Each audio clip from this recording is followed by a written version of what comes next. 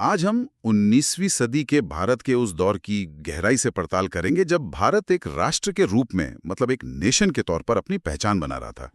हमारे पास जो दस्तावेज हैं वो साफ बताते हैं कि 1885 में भारतीय राष्ट्रीय कांग्रेस की स्थापना कोई अचानक हुई घटना नहीं थी जी उसके पीछे दशकों की एक कहानी है। जी। तो आज का बड़ा सवाल यह है कि अलग अलग प्रांतों, धर्मों और भाषाओं में बटे लोग आखिर खुद को एक राष्ट्र के तौर पर कैसे देखने लगे। वो कौन सी चिंगारी थी जिसने इस भावना को हवा दी। और ये कहानी इसलिए दिलचस्प है क्योंकि इसकी शुरुआत आप कह सकती हैं कि एक बहुत ही नकारात्मक एहसास से हुई। ये बदलाव कोई रातों रात नहीं आया, बल्कि इसकी जड़ें ब्रिटिश शासन के बर्ताव और उस पर भारतीयों की जो प्रतिक्रिया थी उसमें छिपी थी। अच्छा। और इन सब में शायद सबसे बड़ी वजह थी अंग्रेज शासकों का नस्ली अहंकार। अच्छा, तो शुरुआत यहां से होती है, अंग्रेजों का भारतीयों के साथ व्यवहार। ये बात तो मतलब कई जगह पढ़ने को मिलती है कि अंग्रेज खुद को नस्लीय रूप से शेष समझते थे, लेकिन क्या ये वाकई इतना बड़ा मुद्दा था कि इसने राष्ट्रवाद की नींव रख दी? ये सिर्फ एक बड़ा मुद्दा नहीं था, बल्कि शायद सबसे बड़ा यूनिफाइंग फैक्टर, मतलब सबको जोड़ने वाला कारण था। और ये सिर्फ कोई एहसास नहीं था, इसका सीधा असर न्याय व्यवस्था पर दिखता था। जरा सोचिए, जब इंसाफ की उम्मीद ही खत्म हो जाए।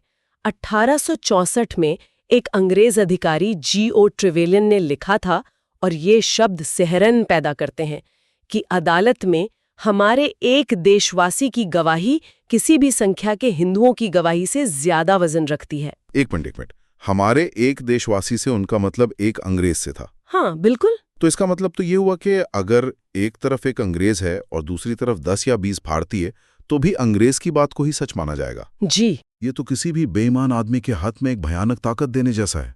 न्याय का तो मजाक ही बन गया। बिल्कुल। और ये भेदभाव सिर्फ अदालतों तक ही सीमित नहीं था, ये रोजमर्रा की जिंदगी का हिस्सा बन चुका था। जैसे भारतीयों को यूरोपियन क्लबों में घुसने नहीं दिया जाता था। कई बार तो उन्हें ट्रेन के उस डिब्बे में सफर करने की इजाजत नहीं थी जिसमें कोई यूरोपीय यात्री हो। इस व्यवहार ने हर भारतीय पर, चाहे वो किसी भी जाति का हो, किसी भी धर्म या प्रांत का हो, एक हीनता का ठप्पा सा लगा दिया। तो यहाँ एक अजीब सी विडंबना दिख रही है। मतलब जिस नस्लवाद से अंग्रेज भारतीयों को नीचा दिखाकर उन्हें बांटना चाहते थे, असल में वही चीज अनजाने में उन्हें एक पहचान दे रही थी। ये तो उन्होंने सोचा भी नहीं होगा। सही पकड़ा आपने। जब किसी भारतीय का सामना किसी अंग्रेज से होता तो वो उसे एक हिंदू, मुस्लिम या बंगाली मराठी की तरह नहीं देखता था। वो उसे सिर्फ एक नेटिव यानी एक हीन भारतीय की तरह देखता था। इस साझा राष्ट्रीय अपमान ने भारतीयों को ये सोचने पे मजबूर किया कि अंग्रेजों के सामने हम सब एक हैं। अच्छा। और यहीं से उस मनोवैज्ञानिक एकता की नींव पड़ी जो राष्ट्रवाद का पहला सबक थी। तो इस अपमान और गुस्से की नींव पर शुरुआती राजनीतिक चेतना पनप रही थी। हम सब जानते हैं कि 1885 में भारतीय राष्ट्रीय कांग्रेस की स्थापना हुई, लेकिन जाहिर है इतना बड़ा संगठन आसमान से तो नहीं टपका होगा। इसके पीछे भी कुछ प्रयास हुए होंगे। हाँ, कांग्रेस से पहले भी कई संगठन थे। इसकी आहट तो राजा राममोहन रॉय जैसे समाज सुधारकों के समय से ही मिलने लगी थी, जिन्होंने राजनीतिक अधिकारों की बात शुरू की। फिर 1836 के बाद भारत के अलग अलग हिस्सों में, खासकर बंगाल, बॉम्बे और मद्रास में कई सार्वजनिक संघ बने। ये संघ किस तरह के थे? क्या हम इन्हें आज की जो पॉलिटिकल पार्टीज हैं वैसा समझ सकते हैं? नहीं, बिल्कुल नहीं।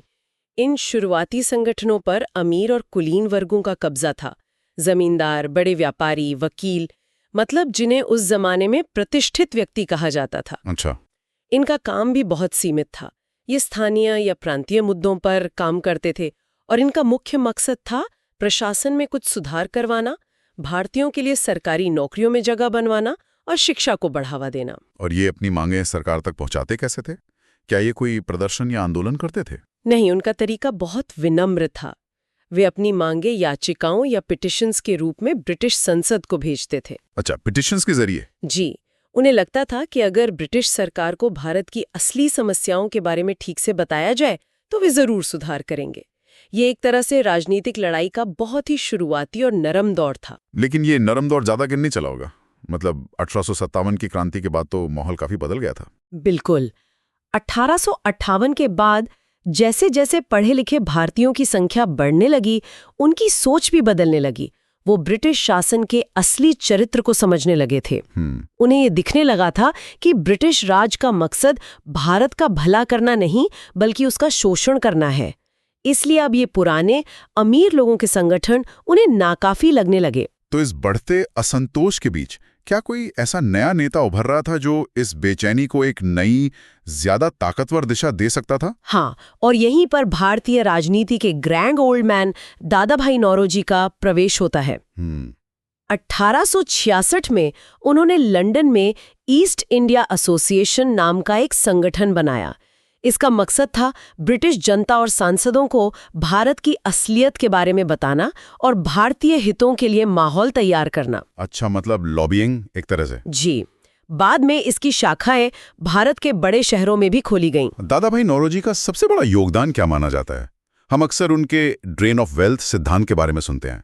ये असल में था क्या? ये भारतीय राष्ट्रवाद के इतिहास का एक क्रांतिकारी मोड़ था। ड्रेन ऑफ वेल्थ यानी धन की निकासी।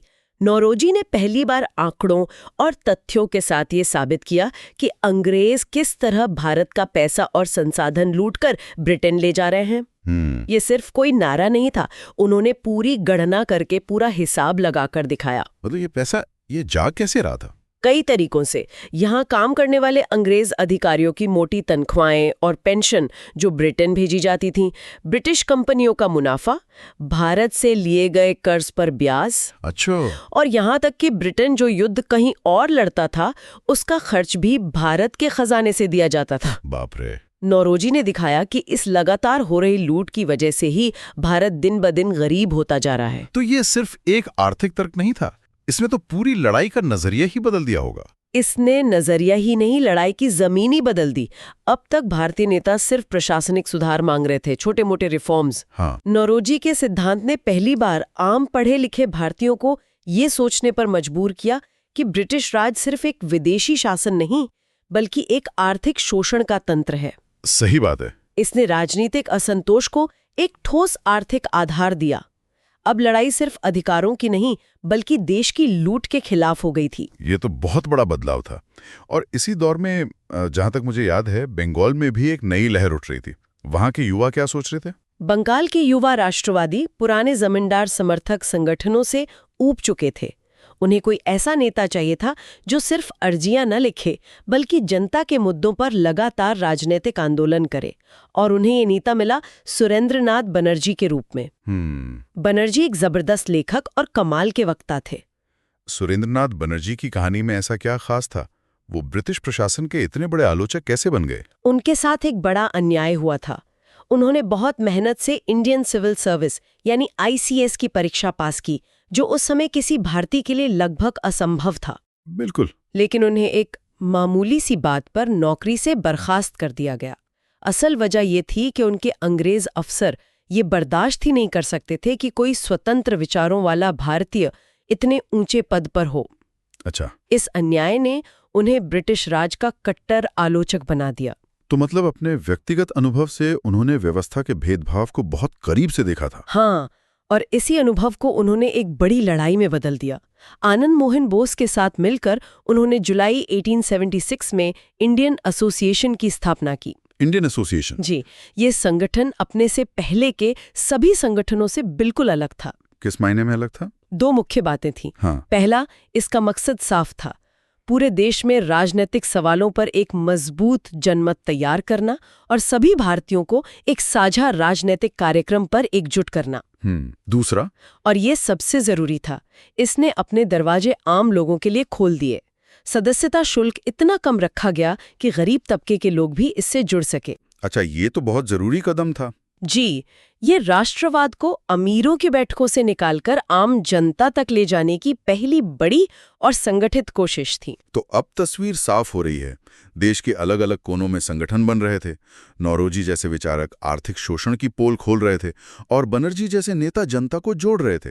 मतलब एक अखिल भारतीय संगठन के लिए मंच लगभग तैयार हो चुका था। बिल्कुल।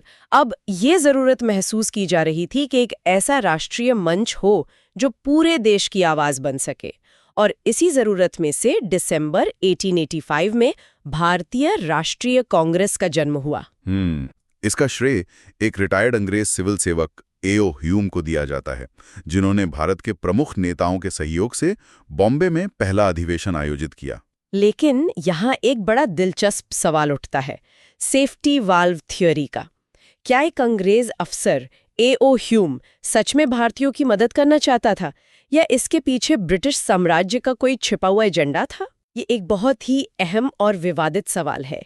सेफ्टी वाल्व सिद्धांत ये कहता है कि ह्यूम ने कांग्रेस की स्थापना इसलिए की ताकि पढ़े लिखे भारतीयों के अंदर जो गुस्सा और असंतोष उबल रहा है, उसे बाहर निकलने के लिए एक सुरक्षित रास्ता मिल जाए। जैसे प्रेशर कुकर का सेफ्टी वाल्व। बिल्कुल, जैसे प्रेशर कुकर में सेफ्टी वाल्व होता है, जो ज्यादा प्रेशर बनने पर भाप निकालकर कुकर को फटने से बचा लेता है। डर ये था कि कहीं ये गुस्सा 1857 जैसे किसी बड़े विद्रोह का रूप न ले ले। तो क्या कांग्रेस की स्थापना अंग्रेजों की एक चाल थी अपने साम्राज्य को बचाने के लिए? ये पूरी सच्चाई नहीं है।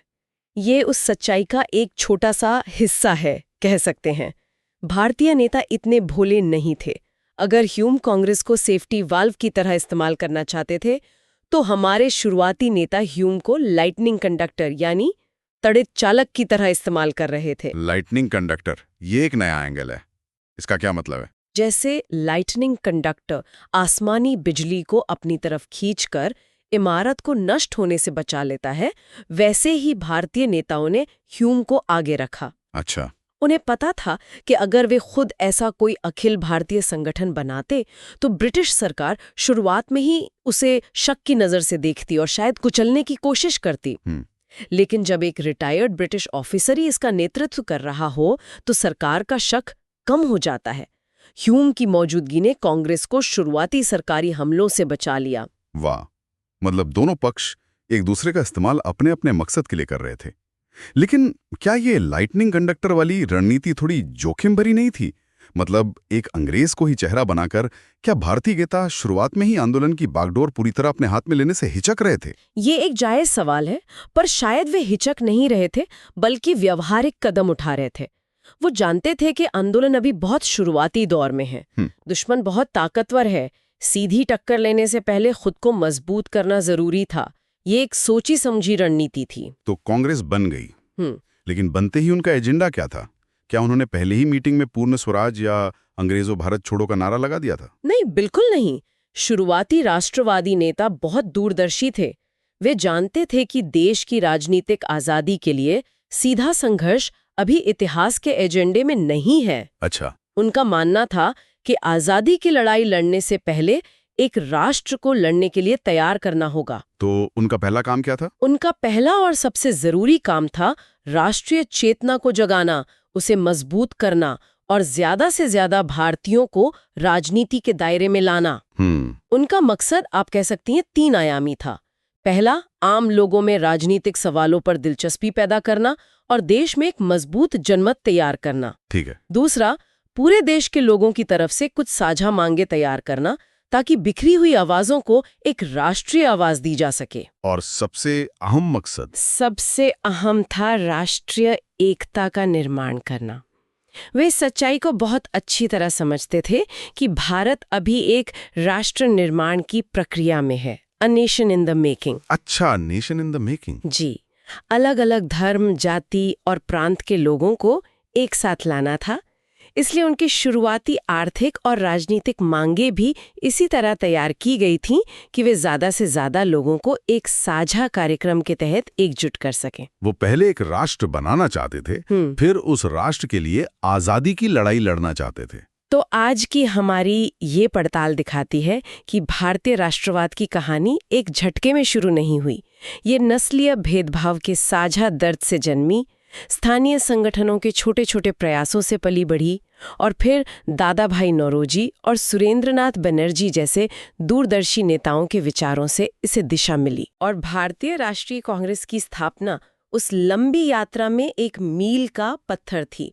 वो आज़ादी की लड़ाई की एक संगठित शुरुआत थी, जिसका पहला मकसद था लोगों को एक राष्ट्र के रूप में जोड़ना और फिर आज़ादी के लिए संघर्ष करना।